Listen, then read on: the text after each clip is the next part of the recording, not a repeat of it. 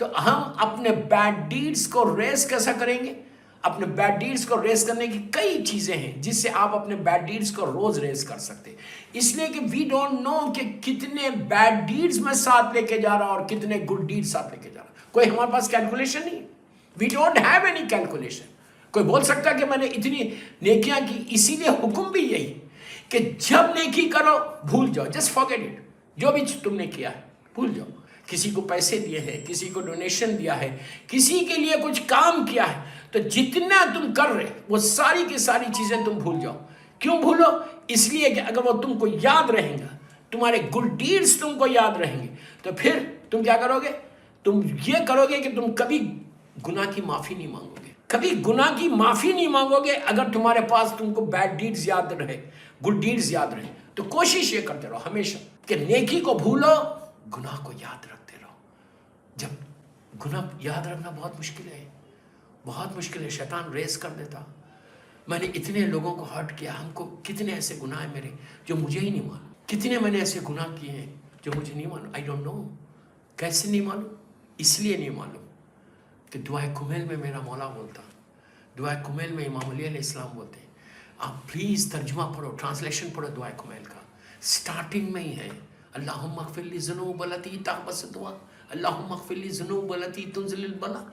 اس کے بعد میرا مولا بولتا کہ اے میرے پروردگار, اے میرے پروردگار, تو میرے وہ گناہ معاف کر دے جس کا مجھے علم نہیں ہے, نالج نہیں. وہ علی بول رہے ہیں, وہ امام علی بول رہے ہیں. امام علی زمین سے زیادہ آسمانوں کے راستوں سے واقف ہے. امام علی صرف راستوں سے واقف نہیں ہے, جنریشن سے واقف ہے, نسلوں سے واقف. 1000 واقعات ہیں.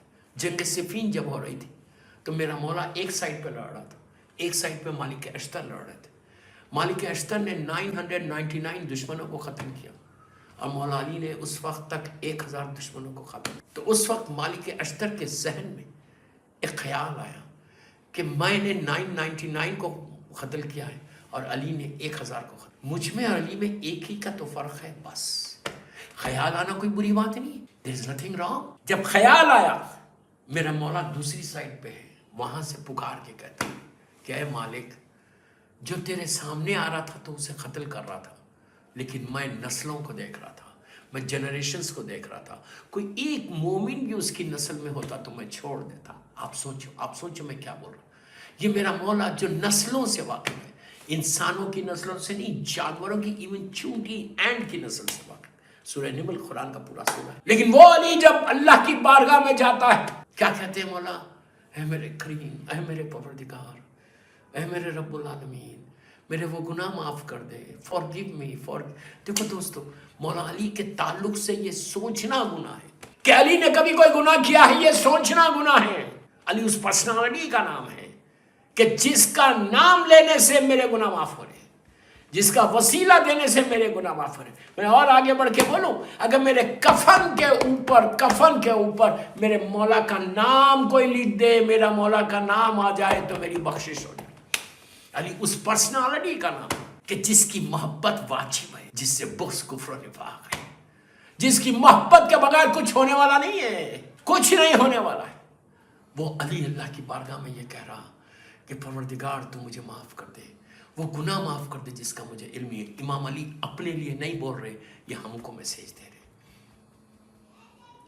یہ میسیج ہمارے لیے تھا کہ میں علی جیسا بندہ ہو کر اللہ کی بارگاہ میں جب استغفار کرتا ہوں تو تم کو کیا ہوا. In this way we can raise our bad deed. اس طرح میرا مولا دنیا کو بتا رہا کہ اللہ کی بارگاہ میں استغفار کیسے کر. تو آج یہ مرحومہ کی بیٹی نے یہ مجلس کا ارینجمنٹ کیا. انہوں نے اپنے بیڈ ڈیڈز کو بھی ریز کیا, اپنی ماں کے بیڈ ڈیڈز کو بھی ریز کیا. یہ اولاد کے اوپر لازم ہے, اولاد کے اوپر لازم ہے کہ وہ اپنے والدین کے لیے کو عمل کرے مرنے کے بعد. اس لیے کہ اب تمہاری ماں محتاج ہے, شی از ٹوٹلی ہیلپ لیس. ایسی ہیلپ لیس ہے کہ آپ نے خود دیکھا 6 فیٹ نیچے زمین کے اندر ہے, اب زمین کے اوپر نہیں ہے.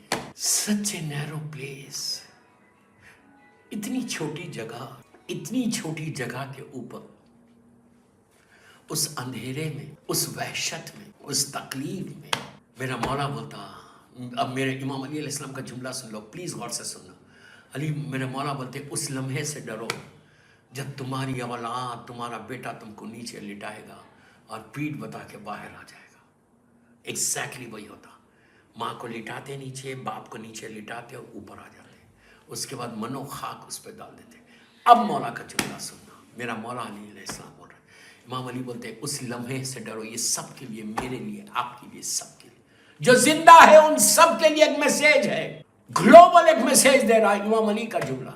मौला कहते हैं कि उस लम्हे से डरो जब तुम्हारा बेटा लिटा के वापस जाएगा, लाहत को बंद करेगा, तो जमीन के छोटे छोटे इंसेक्ट्स, अल्लाह अकबर, अल्लाह अकबर, अल्लाह माफ करे, अल्लाह माफ करे, छोटे छोटे इंसेक्ट्स लाइक एंड्स। एंड क्या है दुनिया में, जब जमीन पे एंड चलती तब यूं करके मार देते, हाथ पे अगर एंड आई तब यूं करके मार देते, जबकि नहीं मारना। इवन एंड को नहीं मार सकते आप जब विदाउट एनी रीजन।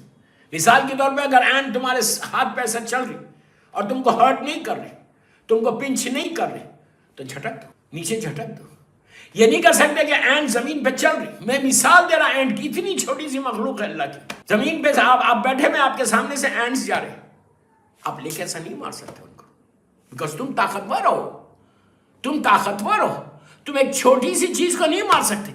ये जहन में हमेशा रखो कि ताकत जो आज अल्लाह ने तुमको दी, तुम आज इस छोटे से जानवर को अपने हाथ से मार रहे, जिससे कि तुम ताकतवर हो।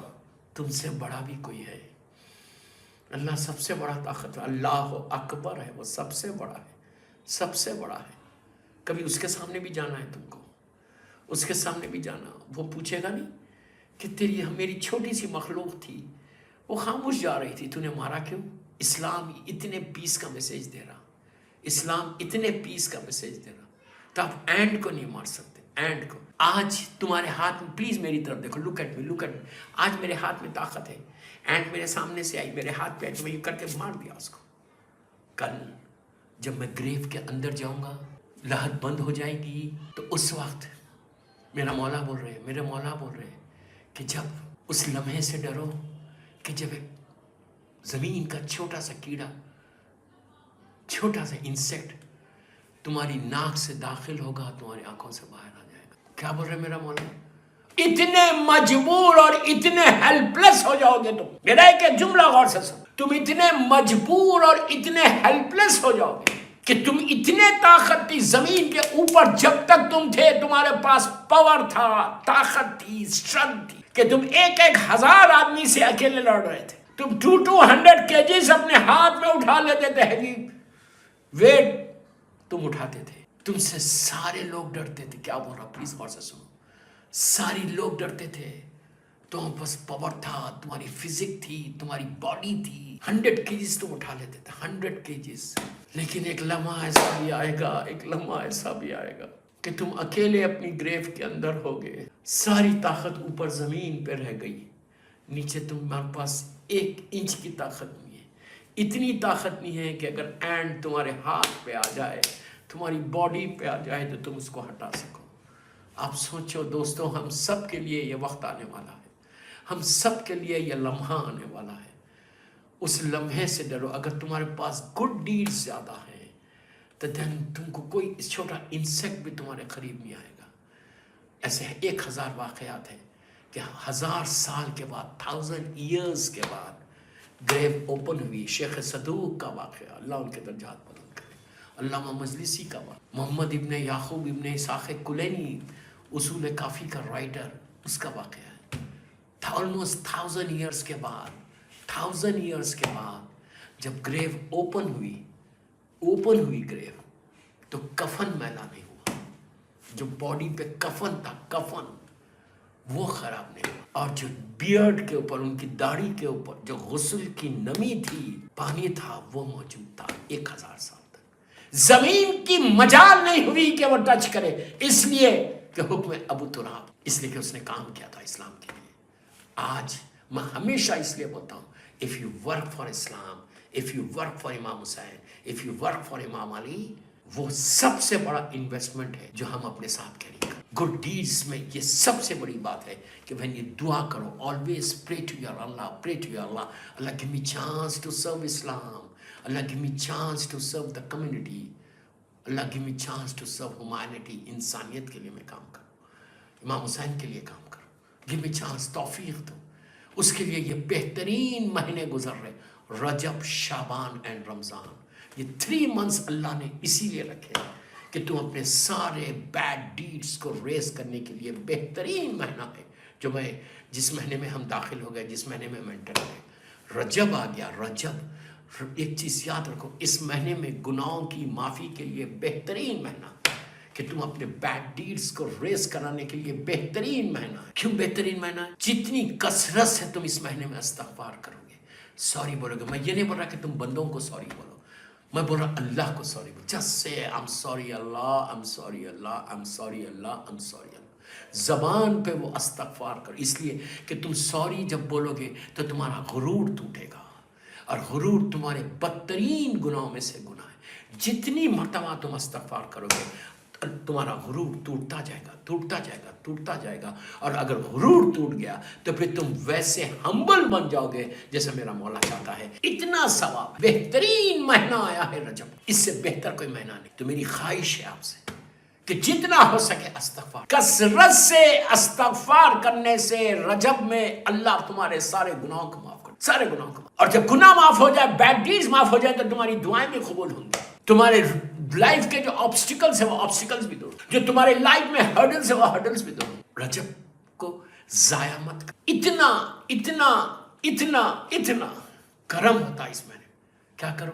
کثرت سے استغفار. 2 رکعت نمازیں مغفرت قربت اللہ. ماہ رجب میں 2 رکعت نماز نیت کرو کہ اللہ میں 2 رکعت نماز پڑھتا ہوں مغفرت کی. ماہ رجب میں قربت اللہ. پہلی رکعت الحمد کے بعد 7 times سورہ قل هو اللہ احد، 7 times سورہ قل هو اللہ احد. اور دوسری رکعت میں بھی الحمد کے بعد 7 times سورہ قل هو اللہ احد. اس کا فائدہ کیا ہے؟ اس کا فائدہ یہ ہے کہ اللہ تمہارے 7000 گناہ، مذاق 7000 گناہ ایک لمحے میں معاف کر دیتا.